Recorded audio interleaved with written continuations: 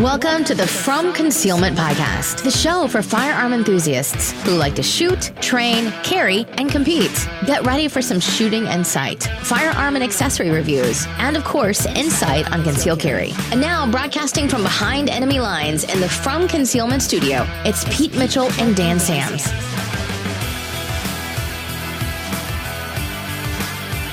Welcome to the From Concealment Podcast. This is Pete Mitchell. And I'm Dan Sams.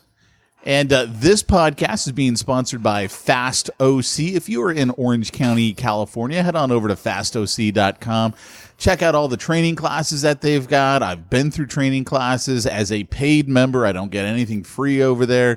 Also, check out the handgun challenge. I mean, we usually do that once or twice, sometimes even 3 times in the month. I do that almost every opportunity I can, so you'll see me at the handgun challenge. And it's a lot of fun, so check out fastoc.com. Again, if you are in the communist state of California and trying to learn more about this gun stuff or just having fun with the guns that you got, check them out, fastoc.com. So anyway, Dan, we got both a couple of different stories that we wanted to talk about on today's podcast. Yeah, I just wanted to quickly share with you kind of my recent experience, because it taught me a valuable lesson. And here's what it is. So, do you use red dots at all on your pistols? Out of curiosity. I have. I don't currently on my conceals, but I do like them. Okay. So, for those of you who don't carry a red dot on your pistol or anything like that, a couple of things. I typically carry a red dot on my Glock 19, which is my number one carry gun, and I use a RMR, Trijicon RMR, and the 3.25 MOA. For those of you who know what that is, and I will say this: I used to use it a lot when I would train. I mean, it was pretty much the only thing that I used when I trained, and I really just couldn't beat the accuracy of it. Loved it. Then I went through this one training class where it was support hand only training. And one of the things that I discovered is just how freaking difficult it is to find the red dot on your non-support hand. Or I'm sorry, on your non-dominant hand. And I was kind of like, okay, this is a problem. I can't guarantee that in a gun battle, I'm going to be able to use my dominant hand. You know, what if it's shot? What if it's, injured? What if I've got my daughter's hand on my dominant side, right? And I whatever. But for whatever reason, I can't guarantee that I'm going to be able to use my dominant hand. And so it bothered me enough to where I was like, okay, I'm going back to iron sights. And I would say that I train with iron sights way more than I do the RMR, and am really, really good at iron sights. I greatly prefer the iron sights. So like when I do handgun competitions, I'm using my Glock 34. I've got Dawson Precision sights on that. I love it. Like that is actually my favorite firearm. My Glock 34 with my Dawson Precision and this freaking huge flared magwell on it. I love that thing. It's my favorite gun.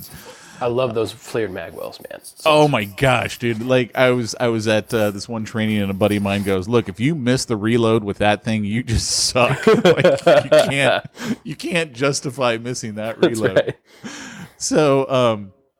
So anyway, I see these reviews. Oh, I think it was Glock Store. Glock Store like sent out an email, and they had a special deal on the new Trijicon. I think it's the SRO red dot sight. It's a bigger glass,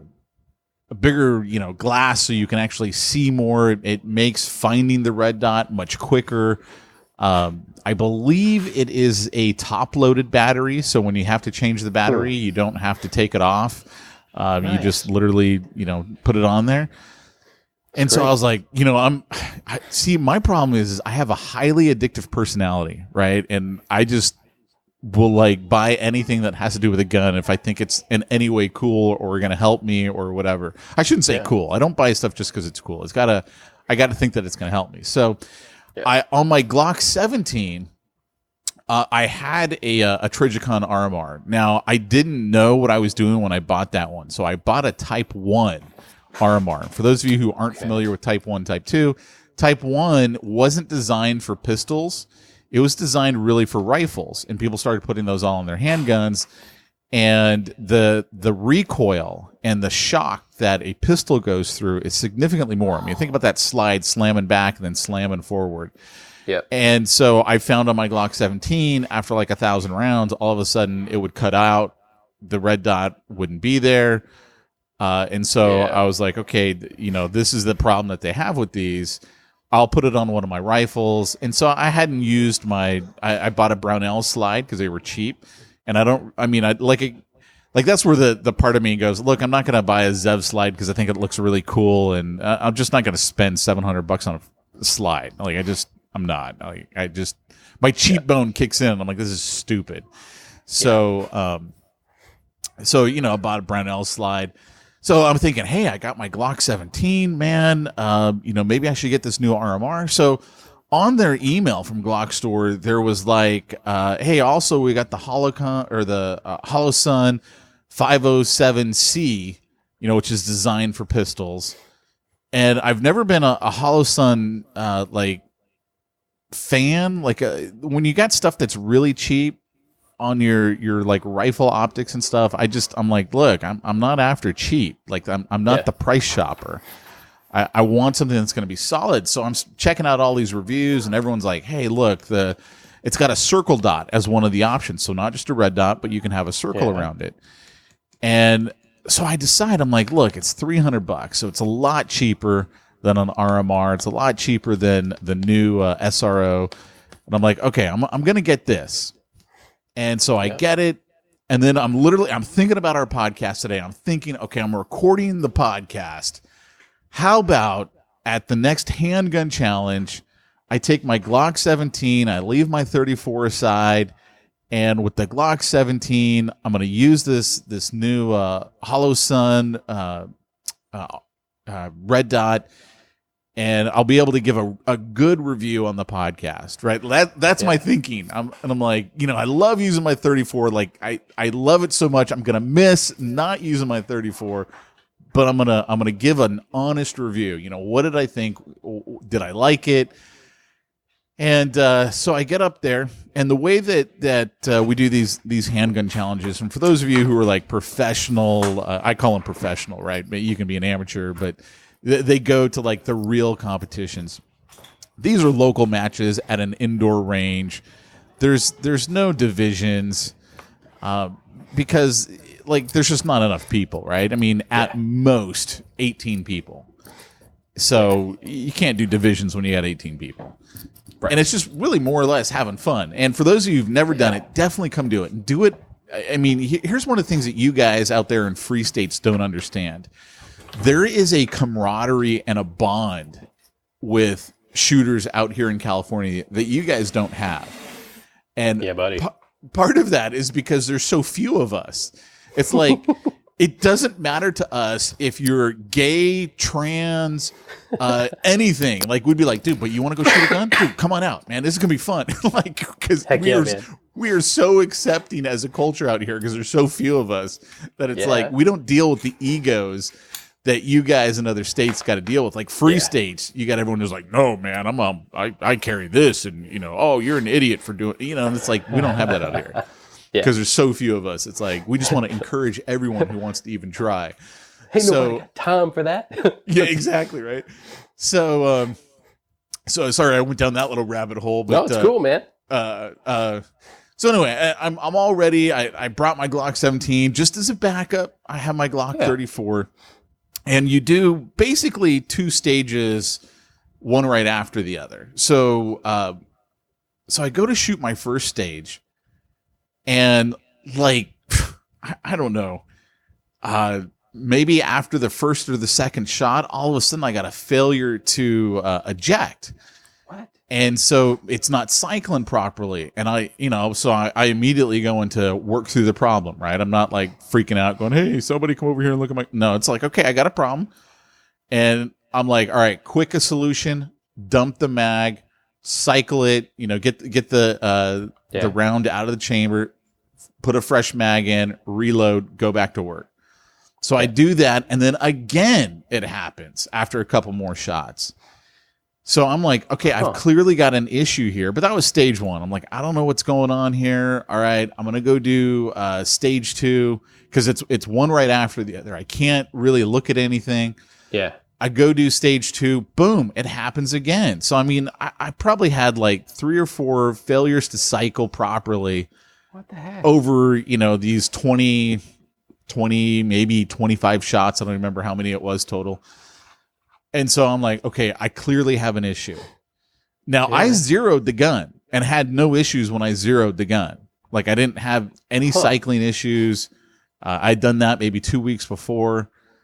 I'm like, I don't know what's going on. So the next 2 stages, I had some time. And I'm like, all right, I'm going to strip the gun down while I'm waiting and, see if I can see anything. Like maybe the extractor's broken. I mean, I have no idea, right? So I go through that. It looks bone dry. And I'm like, I don't normally have my guns bone dry. Yeah. So I'm thinking, okay, well, I did use a different oil that was given to me as like a gift. And I was like, well, so maybe, this one doesn't work well. Maybe I need to use that one on a rifle or something that's running much hotter than this. So I re-oil everything down, put everything back together. The next 2 stages had some precision shooting that needed to be done. I was like, look, I know I'm not going to hit these precision shots with this red dot because I could tell it, even though I had zeroed it, I was not shooting where I was aiming. So I was like, all right, my ego's kicking in here. I'm going back to the Glock 34 for these 2 stages. I go back to the Glock 34, those 2 stages. Then the next one, I'm like, all right, cool. This next one I can handle, no problem. Center mass shots, they're not head shots. I'm like, all right, I'm going to use the red dot, the Hollow Sun. Yeah. And again, it's not cycling. And it's weird. No way it's the weight, right, of the Hollow Sun on top. It's just not it. So I don't know what the issue is. I have no good review. I literally was like, look, this would be unfair for me to review the Hollow Sun when I barely got any shots off. It's not the Hollow Sun's fault. I don't believe it was the weight on the gun that was causing it to not cycle properly. Yeah. So I ended up bringing it home, totally stripped everything. I mean, stripped out the trigger, like like deep clean on the gun. Haven't been back to the range yet with that gun to see if I still have the problem cycling. So I'll definitely do that so I can give a fair review once I figure out what's going on. But the interesting thing was the big lesson that I kind of took away is, a lot of people, especially here in California, I remember when I took my concealed carry weapons class that we have to take here, the guy was like, look, don't carry extra magazines. If you can't fix the problems with what's in the gun, you're not going to fix the problem with having another magazine. And I compare that to like guys like Clint Smith up there in Oregon, who's like, look, I'm thinking mechanical failure. That's why you carry extra magazines. It's not that you need the extra bullets necessarily. It's mechanical failure. And literally after going through that with just mechanical failure after mechanical failure, I'm like, yeah, this is why you carry extra magazines. Yeah, it's not about extra bullets. It's about function. Yeah, I mean, dude, I mean, if I had because in California, we got to list our firearms on our CCW license. That we carry, and one of them is my Glock 17. I could take my Glock 17 out, and I do take my Glock 17 out, but I mean, what if I had that mechanical failure? Oh, yeah. I could have been in big trouble. Real big trouble. So, yeah. So is that, have you tricked out that gun? Does that have a different barrel or anything in it? No. No. That's, it's interesting because what you're describing, the only time I've had that much of a cycling issue was I bought a Walther P22 back during the time when Smith & Wesson owned them, and they were going through some fights as to whether it was going to be Walther or Smith & Wesson, and they were using some Smith & Wesson parts, and I couldn't get this thing to cycle. I mean, it would stovepipe seemed like every 5 rounds, and Really? or it would just wouldn't. And I'm like, this is crazy. This shouldn't be. And of course, you talk to the guy at the gun store, at the range or whatever, and I'm like, hey man, and of course they look at you for the first thing. They don't know that you know what you're talking about, and so they're like, well, maybe you're just limp wristing it when you're shooting. And I'm like, first of all, it's a freaking 22. Right. Second of all, I know how to shoot my firearm, And so, issue after issue, I finally take it in, and they said, oh, well, we cleaned it, now it's working now. Well, then it wasn't fixed. I take it back in again, because it's lifetime guarantee. And I'm talking to the guy, and I'm like, listen, go through everything. Here's what everybody's told me. Here's what's happening. They were able to duplicate the issue. Was doing it with all different types of ammunition. Turns out they had put the wrong barrel in that thing from the factory. And so it wasn't seating them right. And so I had rounds getting stuck in there.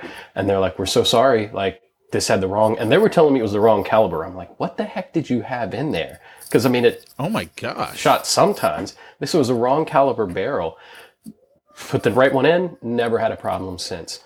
But it's really wild to me how that happens. And then you think like, well, maybe I need to clean it, or maybe it's weight, but like, it just shouldn't be that much. There's got to be something else going on with that guy, Right. man. Yeah, sorry about that. And because by the way, I like those Hollow Suns. I think I've only fired them on AR pistols. Now that I'm thinking about it, but I've liked what I've used, man. They've not been bad.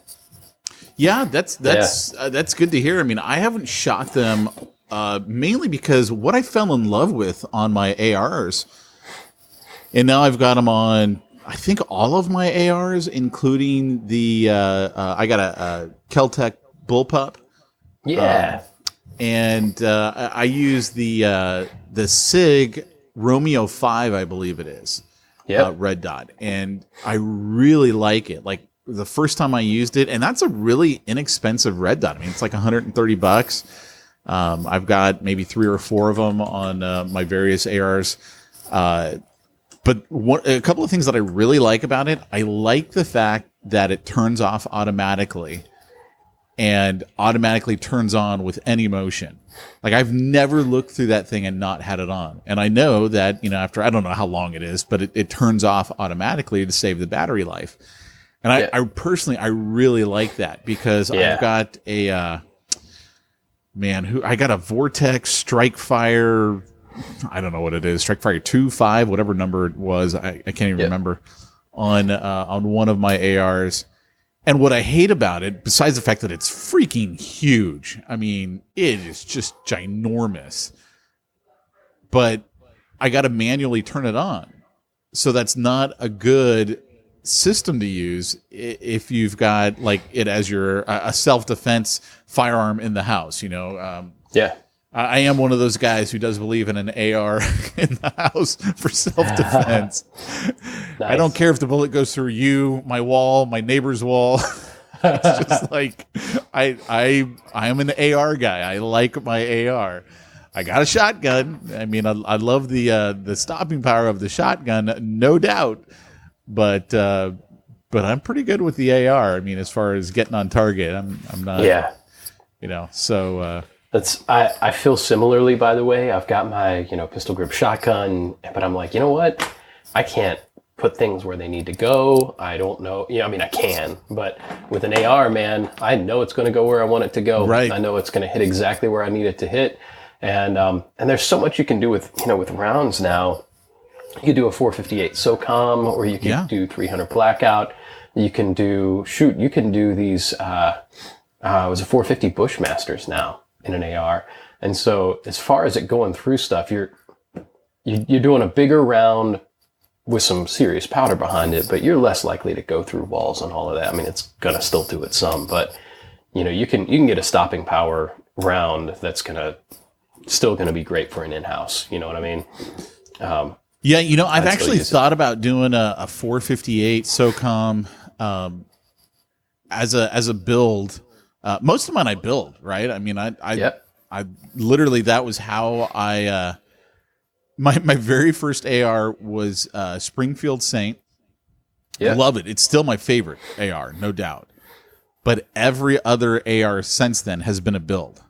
Yeah. And for me, that was how I learned. It was like I have full confidence now. If I have something go wrong or break down, I know how to fix it because I literally built them. Like I built buddy. guns from 80% up. And I'm like, I am so comfortable now with Glocks because of that. The ARs, now we can't really do 80% in California unless you want to, go to the DOJ here in California and they give you a serial number and it's got to be put on and all this other crap. So I actually went out and bought some lowers to replace my 80%ers and just destroyed the 80%ers because I'm like, look, I don't want California knowing that I'm making guns. Because it's California, man. So I just was like getting rid of all that and going legit, right? Still all legit, right? There you go, yeah. But one of them is under a 300 the Second blackout. Amendment. Well, yeah, I was going to say, under the Second Amendment, it's all legit. Well, that's true, right? But in California, they go, it's all legit. Go to jail. You make it double legit. You're too legit to quit now. It's perfect. You're good. But the ironic part is I got a 300 blackout. Love that thing, right? And I want to do a 458 SOCOM because of California and our ban on 30-round magazines. Because it's the same magazine as an AR-15, but it only fits, 9 or 10 rounds in it? Yep. So then it's a 10-round magazine. And I'm totally like, hey, it's my 458 SOCOM magazine. What are you talking about? Amen, brother. Yeah, man. It's awesome. I wonder there's just so much you can do with those, man. That's why I love ARs. It's fun. Yeah. It's a good time. But hey, man, I didn't mean to monopolize everything. Tell us about your trip that you did. Oh, yeah. So I can't give a whole lot of details, but that I do missions trips with our church where we train. By the way, here's an important thing I want our listeners to actually know about you, Dan, because we've already kind of alluded to this, and we'll probably have to bring it up as we go forward. You're actually a pastor. Yeah. And so, I know some people have probably heard that one episode where you're like, look, I value life and, I don't want to, kill this gangbanger and, or shoot him even, not just kill, but just, I don't want to shoot him. And that's like the main reason that most people carry is personal protection. Whereas you and I actually have different philosophies than what most people, and we actually carry for our family and friends more than for our own personal protection.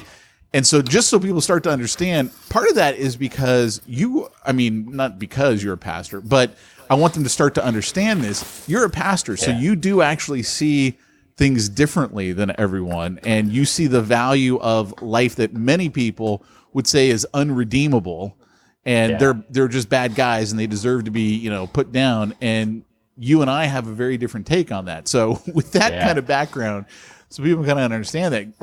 Now go ahead and tell us the rest of your story. No, I'm really glad you mentioned that because, most of the churches we plant in these countries are made up of deported ex-gang members. And they were all killers. People would have called them unredeemable. And now these are guys I trust my life with. These are dudes that are doing incredible work, getting kids out of drug life, saving lives, and they're really cool dudes, and they're my brothers. So that is part of what's going on, where I'm like, I absolutely believe in the right to self-defense. I do, and I don't fault anybody for shooting somebody to protect themselves. But I'm also coming to the table knowing that, like, hey, this guy could be my brother someday, and I want to do everything I can to protect my family, and I won't risk my family's lives to keep that guy alive. But man, I'm going to do everything I can to help them out, stay alive if I can.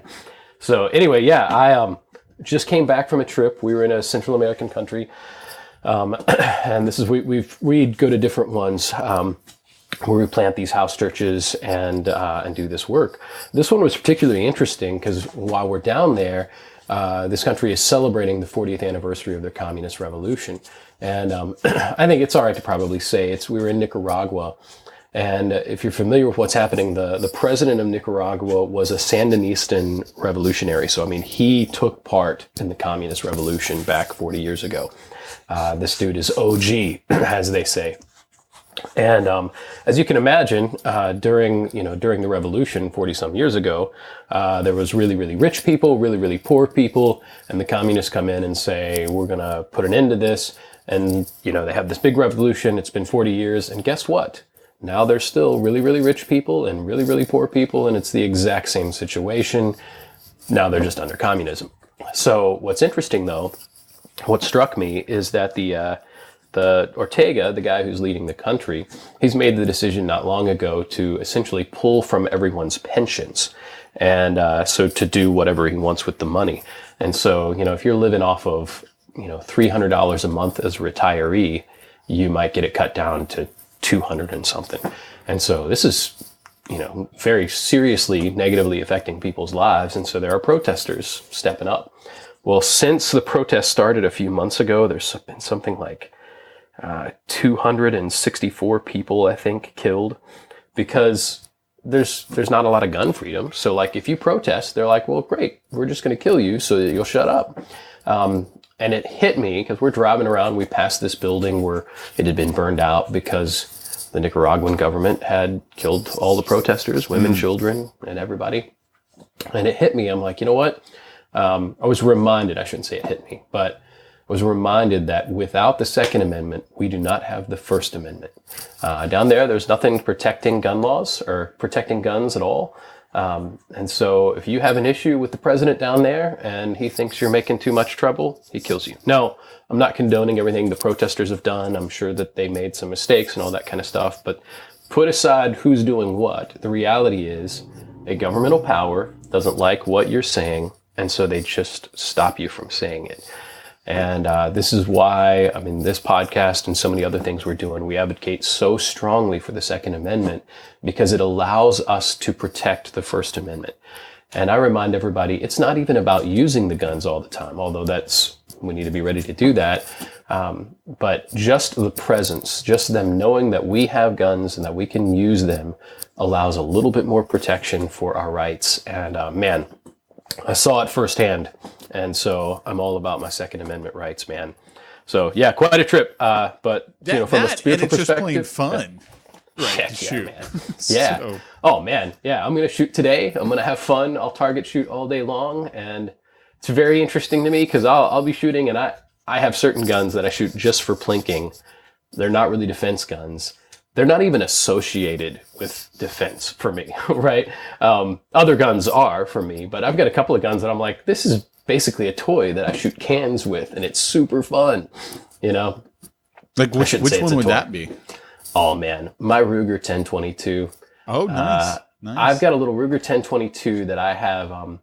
I've got an ATI chassis on it, so it has the folding stock. It looks, to an untrained eye, will look like an AR. But man, I got a little bipod on that thing. I've got a nice little, simple scope. I think it's a 1:9 magnification on it. And I can plink at 100 yards, not quite stack rounds, but pretty close to it. Could use it as a really great bug out weapon, right? Because I could, little minor defense I could do with that, but I could, kill varmints and whatever, folds up nice. Dude, you can still kill humans with a 1022. You can. I don't want to discount. It is certainly possible. I would not want to be in a firefight up close with it's one. It's not your go-to weapon by any means, but again, I always look at the zombie apocalypse. Zombie apocalypse comes, I'm going to be taking that. It would probably be easier to have that because of the ammo. I mean, I literally, my 22s, I buy the big bucket of ammo, right? And I buy it so I can make sure that I've always got, whatever it is, 3,000 rounds. I don't remember how much is in it. I always got it just in case. I mean, where else can you put 3,000 rounds in a little bucket? Yeah. But a 22. And that's my philosophy now is I've got two 22 pistols. I've got that 22 rifle. If we bug out, I can carry 3,000 or 4,000 rounds, disperse it between my family members. We can all use the same ammo. We can do whatever we need to. And that little Walther 22 I mentioned earlier, I'm thinking about getting a suppressor for that. Man, talk about perfect zombie apocalypse, man. You can pretty well, you can get that thing really doggone quiet. But then we'd be carrying the same ammo, all lightweight, no problem. Man, I can think about carrying even 1,000 rounds of AR ammo. I'm like, well, might as well give up food, right? Because I'm not going to carry much else. But 3,000 of 22, man, no problem. Right. So exactly, it's good stuff. Yeah. Yeah, exactly. Man. So yeah, man. But great trip. Glad to be back. Glad to be home and shooting and safe with my family. It was safe down there. It's one of those where either nothing happens or there's the potential for the worst happening. Yeah. And so it was really peaceful and quiet. Got a little funny because the night before we were leaving was the night before their big 40th anniversary celebration of the Communist Revolution. And so we get a message from our embassy saying, like, you know, don't go out to any of the protests or the celebrations. Watch out. There could be roadblocks. There could be whatever. And I'm like, I just need to get to the airport. Just got to get to the airport. So we made it. No problems. Everything went smooth. No big issue. And we had a good time, man. Really good trip. That's good. That's awesome. Yeah, man. But I mean, you bring up a great point about needing that. The reason for the Second Amendment is it does protect every other right that we have and is guaranteed to us in the Constitution. I always think back to the Bundy situation up there, and I think it was Oregon, right? Isn't that where it happened? Or it was right near Nevada too, so I can't remember exactly what state line. I can't remember either, but I just remember looking at that, and I mean, I still can't believe it didn't get more media play, because it's like, how many hundreds of people protested the federal government with their firearms and were like, "You're not taking his cattle," and I mean, and the federal government was like, "Okay, there's a couple hundred of them with ARs, 308s." We're going to kind of let them win this one. And to me, it was just, and then afterwards seeing all of the corruption that got exposed by the government and just literally like flat out government lied, did everything they could. And what stopped them? People said, we're done with this. We're not taking this anymore. Not a single shot. Well, that's not true. I guess a shot was fired when they tried to pull him over and arrest him and, you know, all that. But the protesters did not fire anything, but they were all armed. And everyone got off except for, I think it was one guy who took a plea deal, who probably now is kicking himself for taking the plea deal. Because everyone else, it was found so much corruption. They let everyone else go. Or, you know, not let them go, but finally, So I'll have some people that'll say, you know, you just need to fight your case in court. And what I tell them, this is a great situation to remember that, like, no, it was because we had guns and because we stood them off that we essentially were able to then get an actual play in court that, like, it would have just been over. His cows would have been killed. I mean, they killed a bunch of them anyway, the whole thing. And then federal court only later ruled in his favor. And this is where, how many court cases where they will ruin your business and your life, and then after it's all over and you've lost everything, they'll be like, oh, whoops, you know, and you'll have, you know, some appeal turns it over, but you've already lost everything. And that's why, that's a great example of it worked. And it was the presence of firearms that helped ensure a peaceful resolution. True. That's something else I bring up, is the presence of firearms sometimes actually is what de-escalates. And when people are like, wait, what are you talking about? And I'm like, well, first of all, if there's a shootout between gangs, you know, you call the cops with guns because you want that to stop, right? Because the presence of certain firearms ends things. I've been in some situations where the presence of a firearm actually made everybody say, whoa, whoa, whoa, okay, let's chill. It works, man. I've actually even had, philosophy was my graduate work.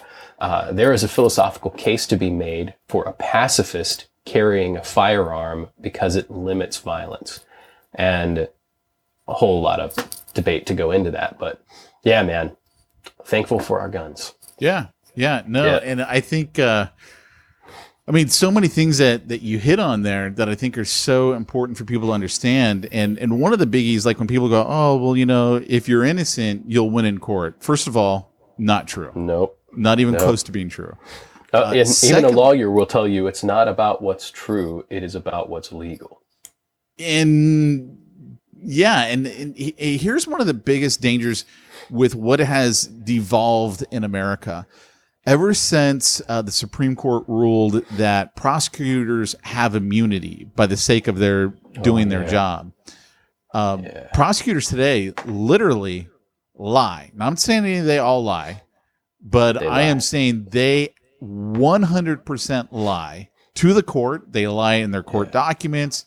They do it. And I know this firsthand. I have a buddy right now who's finishing up 2 years in Club Fed, and I had firsthand knowledge of what was going on. And I read what the prosecutors said, and it was a blatant lie after lie after lie.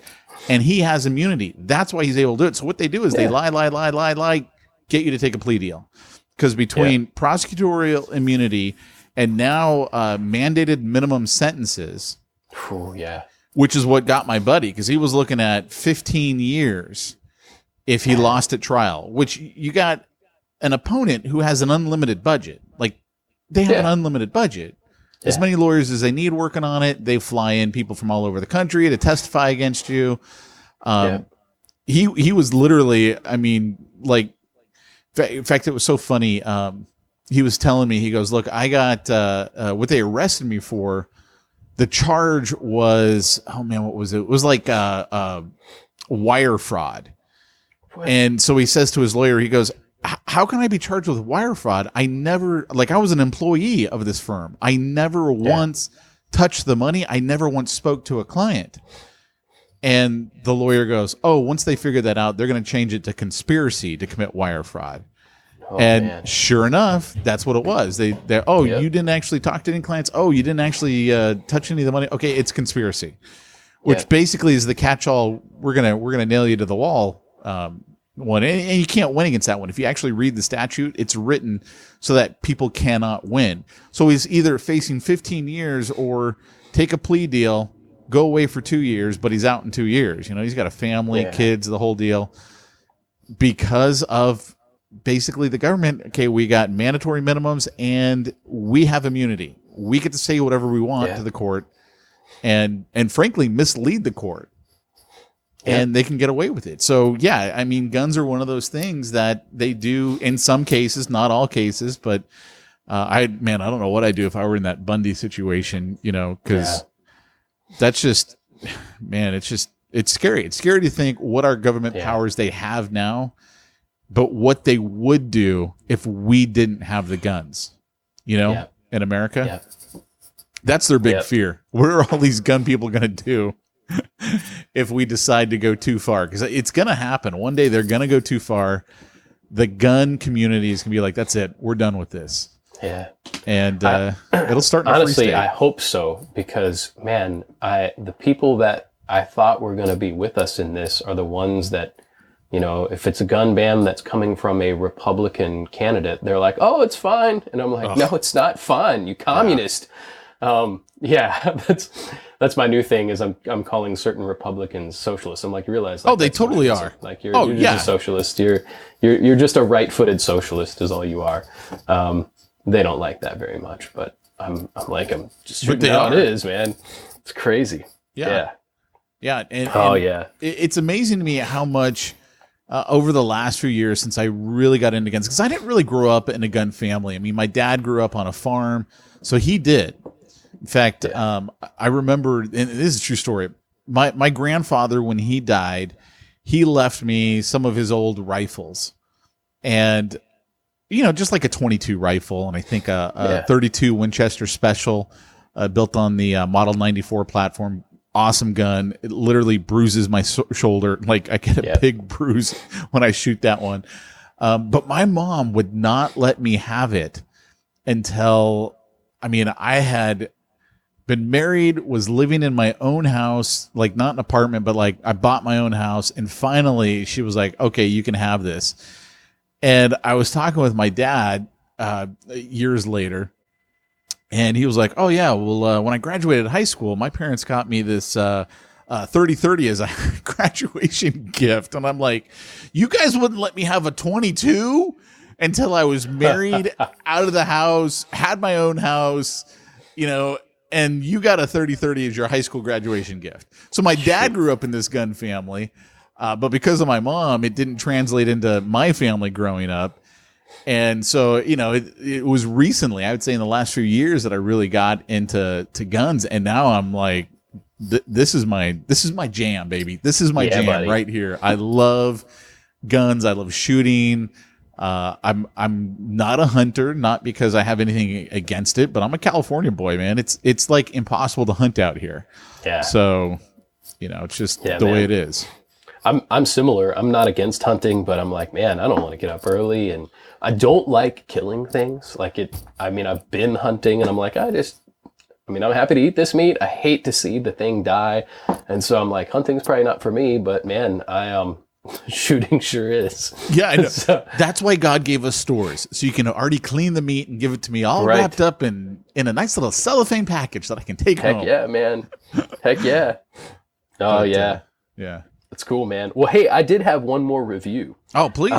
In the realm of just concealment, this is not a gun, but when we're thinking concealment, so I knew I was going to be in Nicaragua, and I'm like, man, I would like to have something I could defend myself with. But I was going to be flying without checked bags, long story.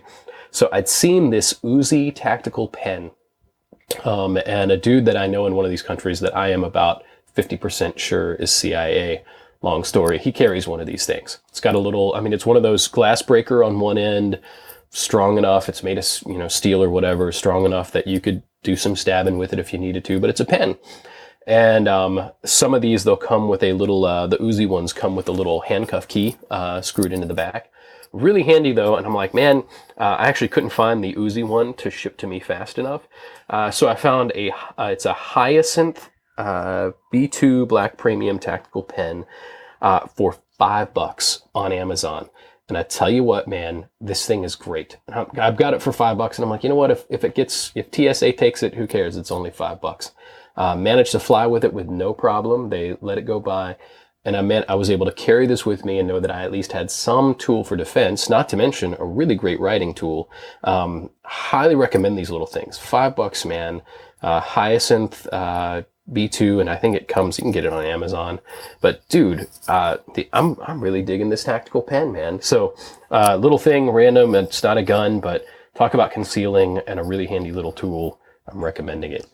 Dude, send me the link to it. We'll stick it up in the show notes so everyone can check it out. Will do. It'll be coming your way right away. Cool. Good stuff. But lots of fun stuff. Keep owning firearms, everybody. Hey, why don't you tell them who our final sponsor is? Final sponsor is Lake Erie Arms. Lake Erie Arms is doing just some incredible stuff here in Northeast Ohio. You buying parts for ARs, a variety of different types of guns. We always say that we're the cool gun dealer around. So if you're going to get a bad tanker, or if you're going to get a Q Honey Badger, or all that stuff that the FUD shops just don't carry, you want to come to Lake Erie Arms where we've got all the cool stuff. So come on out. Awesome stuff. Huron, Ohio. Look us up, learms.net. Cool. Awesome, guys. Well, thanks so much for joining us on the From Concealment podcast, and we'll be back next week. Take care, everybody. All right. You've been listening to the From Concealment podcast with Pete Mitchell and Dan Sams. Be sure to tune in next week for more gun talk. Also, check out the From Concealment website for more shooting-related goodness at FromConcealment.com.